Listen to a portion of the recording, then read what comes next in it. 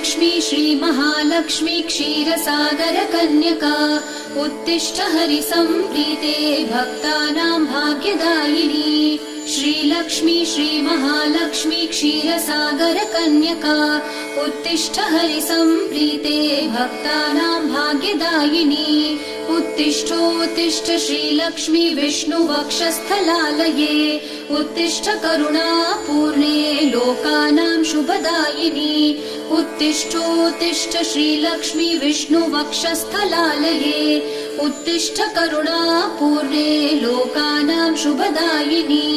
श्रीपद्ममध्यवसिते वरपद्मनेत्रे श्रीपद्महस्तचिरपूजित पद्मपादे श्रीपद्मजातजननी शुभपद्मवक्त्रे श्रीलक्ष्मी भक्तवरदे तव सुप्रभातम्।